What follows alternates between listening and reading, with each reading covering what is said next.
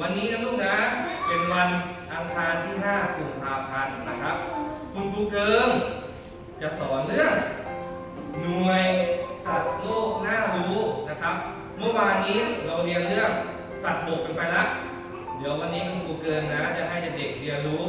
สัตว์น้ำนะว่าสัตว์น้ำเนี่ยมันมีอะไรบ้างอันนี้คือสัตว์บกพวกแต่มีลิงมีนี่อะไรครับมีนี่อะไรครับมีกระต่ายมีช้างนี่คือสัตว์บกเลยนะครับเมื่อวานเราเรียนกันแล้วนะครับเรื่องสัตว์บกแต่วันนี้เราจะเรียนเรื่องสัตว์น้ำไอหมอกนั่งดีลูกก่อนที่เราจะเรียนเรื่องสัตว์น้ำกันเดี๋ยวครูเกิร์ลจะถามก่อนว่าสัตว์น้ำเนี่ย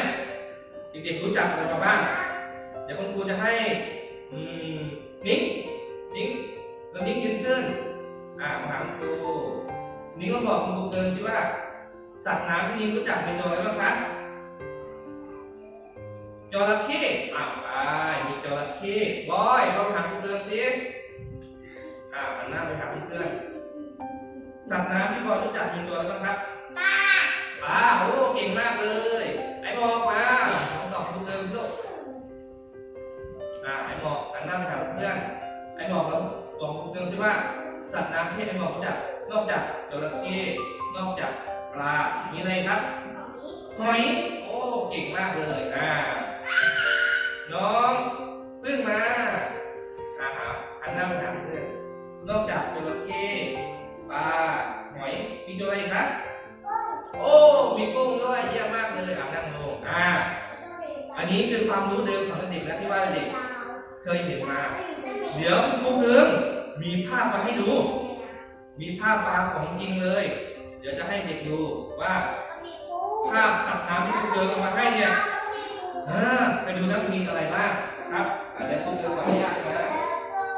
ญาติเก็บนี่ก่อนครับ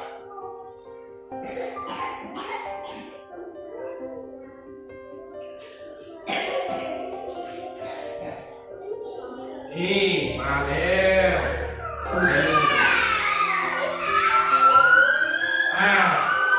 เตรียมตัวด้วยนะอันนี้คืออะไรอันนี้คือด้านหลังไม่เห็นเตรียมตัวนะจะตอบเสียงดังแล้วว่า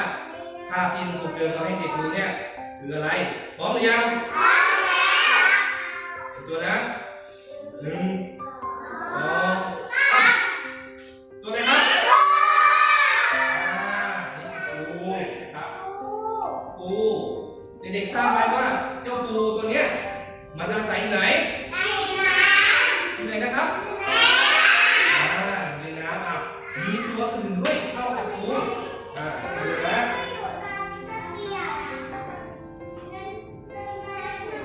นี่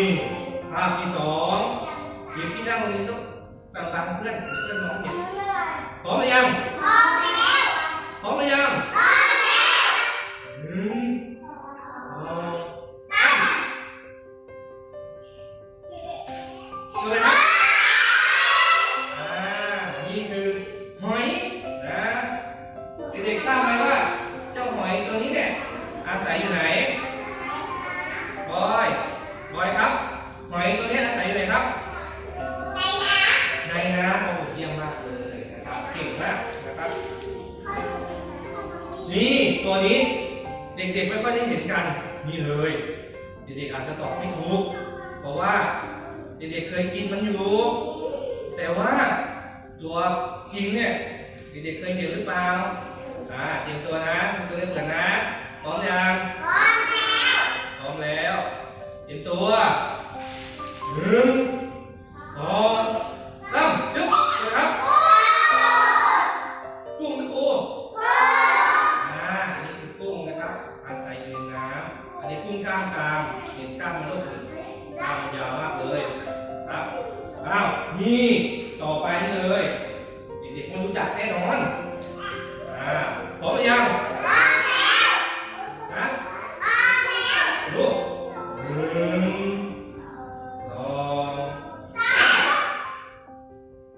ดูเลยครับอันนี้คือปลาตะเพียนนะลูกนะอันนี้คือปลาที่อาศัยอยู่ในน้ำนะครับเด็กๆคนไหนเคยกินปลาตะเพียนยกมือคุณพ่อเคย ทำให้กินไหมเอาไปทอดได้อร่อยมากเลยต่อไปนี่อันนี้ไม่รู้จักแน่นอนไม่เคยเห็นน้ำมนต์เดี๋ยวน้ำมนต์ตอบเสียงดังฟังชัดนะว่านี่คือตัวอะไรพร้อมหรือยังพร้อมแล้ว1 2 3อะไรครับ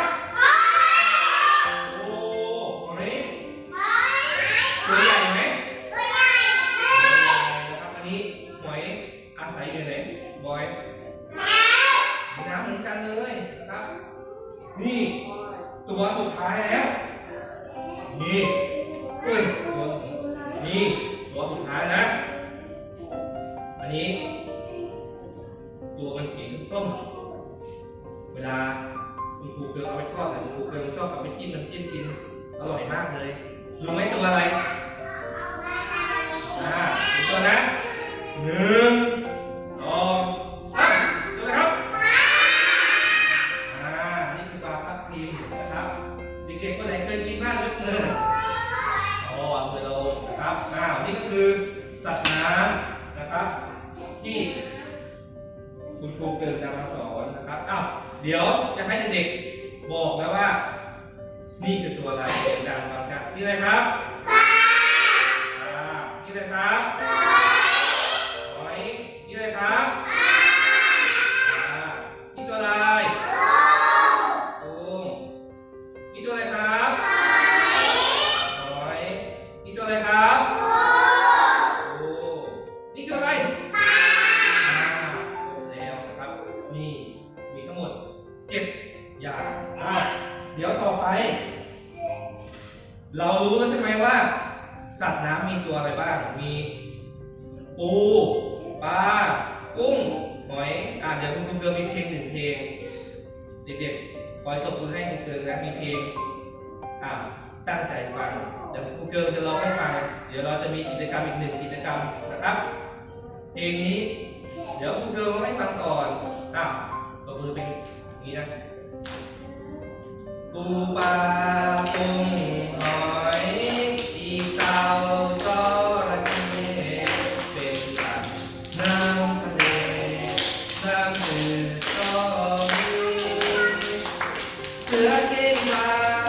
ลิงข้างต่างชนิดแมวม้าหมีล้วนเป็นสัตว์บกนี่คือเพลงที่คุณนำมาให้เลยเดี๋ยวกิจกรรมต่อไปนะครับคุณครูเกิร์ลจะให้เด็กๆเล่นเกมแยกประเภทสัตว์อันนี้นะครับอันนี้เป็นบ่อน้ำและอันนี้เป็นสระน้ำของบ้านครูเกิร์ลอันนี้ครูเกิร์ล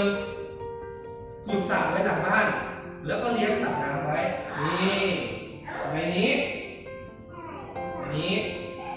จะมีสัตว์น้ำมีปลาแล้วก็มีสัตว์บกปนมาด้วยสัตว์บกนี่ตัวอะไรมีหมานี่ตัวอะไรไก่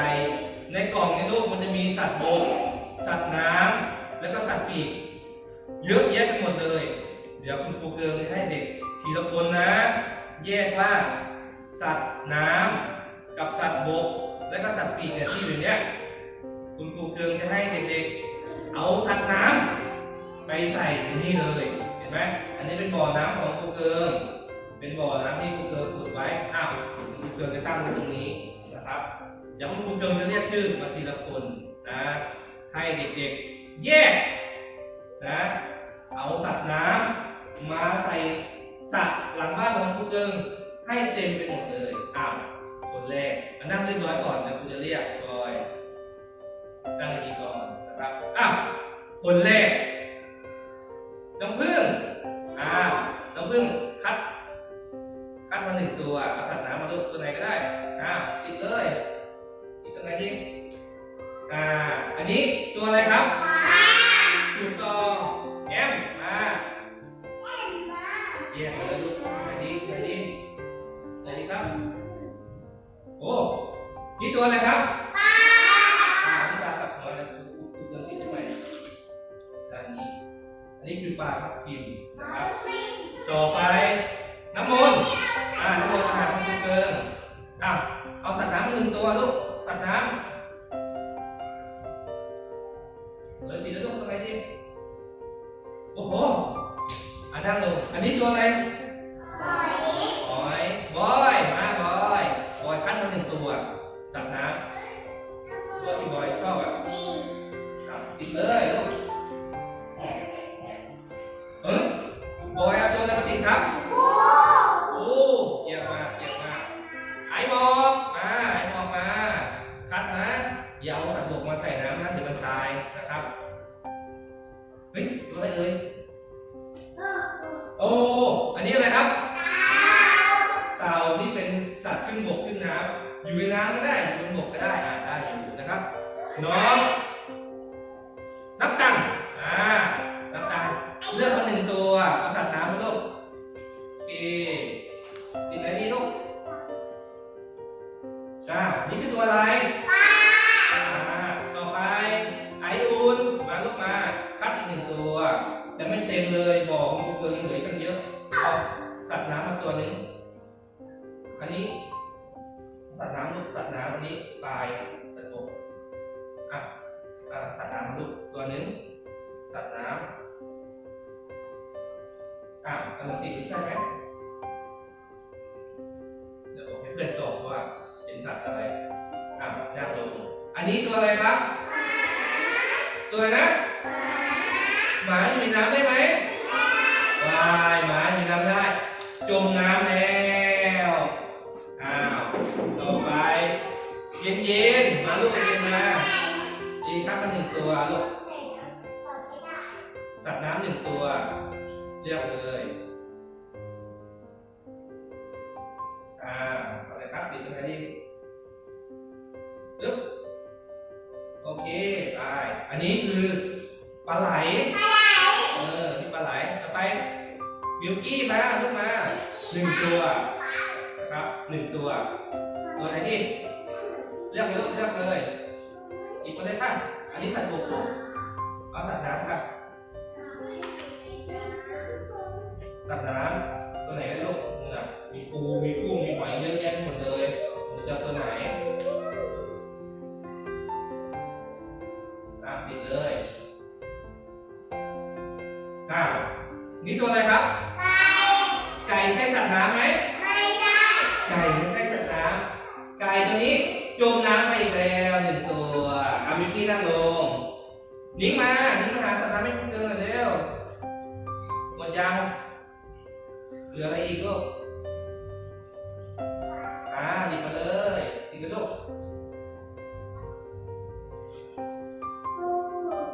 โอเคดีมากอันนี้ตัวอะไรครับมาไปวุ้นเส้นมาลูกมาวุ้นเส้นมาหยิบมาหนึ่งตัวอันนี้เอาสัตว์น้ำลูกสัตว์น้ำค่ะโอเคติดลูกติดอะไรดีอันนี้ตัวอะไรครับตัวนะตัวสุดท้ายแล้วมาน้องมิ้มหยิบมาเลยตัวนึงนะครับนี่ว่างว่างหมดเลยโอ้น้องมิ้มติดตัวลูกหยิบตัวหอยมานะครับโอ้เยอะแยะไปหมดเลยอันนี้เหลืออยู่อันนี้นะครับมีนี่ตัวอะไรครับอันนี้เป็นดูดีตัวอะไรปูนะครับมีปูนะมีปูแล้วก็มีกุ้งนะมีกุ้งหนึ่งตัวนะครับแล้วก็มีหอยนะมีหอยอันนี้หอยขมนะครับอันนี้ก็มีหอยหนึ่งตัวสุดท้ายนี่ใครทราบตัวนี้คือตัวอะไรปลาโหลดอันนี้คือปลาโหลดตัวเล็กเลยแบบนี้นะครับก่อนที่เราจะไปดื่มน้ำกันเนี่ยควรทบทวนก่อนที่เราจะไปดื่มน้ำกันดูกูเกิลนะดูกูเกิลชี้ตัวอะไรให้เด็กตอบนะว่านี่คือสัตว์ที่ใดตัวอะไรครับตัวอะไรครับดังๆหอยนี่ตัวอะไรนี่ตัวอะไรนี่ตัวอะไร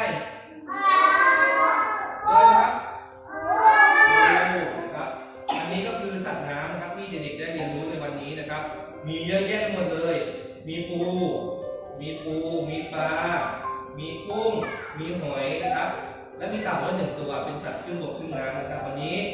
เด็กๆก็ได้เรียนรู้แล้วว่าสัตว์น้ำเนี่ยมีอะไรบ้างนะครับมีเยอะแยะไปหมดเลยนะครับ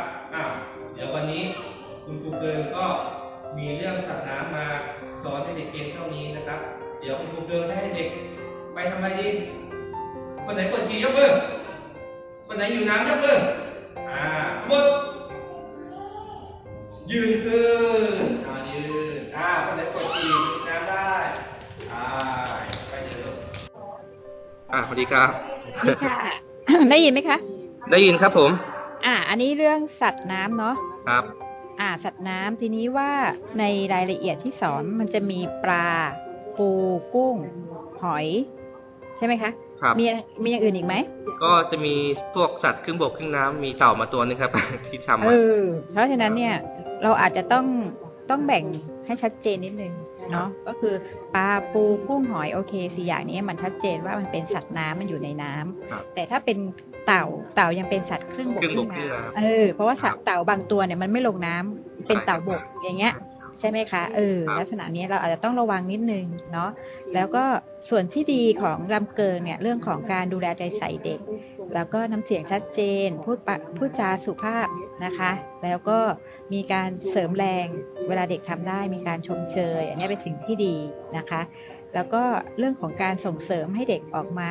พูดหน้าชั้นอย่างเงี้ยอันนี้เป็นสิ่งที่ดีนะคะทีนี้ข้อเสนอแนะอย่างที่อาจารย์บอกอาจจะต้องเช็คให้ถูกต้องนิดนึงเรื่องของคำศัพท์ว่ามันจะมีอะไรบ้างถ้าเป็นไปได้ใช้ของจริงจะดีมากสำหรับเด็กเล็กเพราะเรามีปลาเราก็เอาใส่ถังมาเลยก็ได้ค่ะให้เขาดูปลาอย่างเงี้ยปูหอยอย่างเงี้ยเราน่าจะหาได้ง่ายๆอะไรอย่างเงี้ยเนาะลักษณะงั้นให้เขาดูว่ามันอยู่ในน้ำจริงๆอย่างเงี้ยเด็กก็จะแบบเล่าความสนใจได้มากกว่าการใช้ภาพนะคะแต่ถ้าเกิดใช้ภาพโอเคภาพมีขนาดใหญ่แต่เวลาเราสอนเสร็จแล้วเราก็ติดบนกระดานให้ดูก็ได้ค่ะอย่างเช่นเอาปลาขึ้นมาก่อนก็ให้เขาดูค่ะติดเอาไว้หอยก็ติดเอาไว้อะไรเงี้ยนะคะเวลาเล่นเกมให้เด็กเอาเลือกสัตว์เราจะต้องเป็นการทวนเด็กก่อนว่าเมื่อกี้เราเรียนไปแล้วสัตว์น้ำใช่ไหมมันมีอะไรบ้างนะถามเด็กก่อนเพื่อเป็นการทวนความเข้าใจว่าเด็กเข้าใจจริงๆว่าสัตว์น้ำมันมีอะไรบ้างอย่างเงี้ยเดี๋ยวเราจะสังเกตได้ว่าเด็กบางคนหยิบใช่ครับหยิบไก่ใช่ไหมหรือหยิบอะไรที่ว่ามันไม่ใช่สัตว์น้ำเพราะว่าเขายังไม่มีคอนเซปต์ว่าสัตว์น้ำมีตัวอะไรบ้างเพราะนั้นก่อนที่จะเล่นทวนก่อนว่ามีปลาใช่ไหมมีอะไรอีกมีปูมีกุ้งอย่างเงี้ยก็บอกไปแล้วเด็กเขาก็จะได้มีคอนเซปต์ตรงนี้แล้วเขาจะได้หยิบได้ถูกต้องอันนี้นิดนึงนะคะจะต้องเพิ่มไปเนาะแล้วก็เวลาเด็กหยิบขึ้นมาให้เขาพูดก่อนก็ได้ค่ะว่าเขาหยิบภาพอะไรมาอย่างเช่นคนที่หยิบหอยนี่รูปอะไรลูกหนูหยิบหอยขึ้นมาใช่ไหมถูกต้องเป็นสัตว์อะไรสัตว์น้ำเอามาแปะอย่างเงี้ยเป็นการย้ำอีกทีหนึ่งแล้วก็ถ้าเกิดเขาหยิบตัวอื่นที่มันไม่ใช่สัตว์น้ำถามเขาก่อนว่าตัวอะไรอย่างเงี้ยถ้าเกิดว่าไก่ใช่สัตว์น้ำหรือเปล่า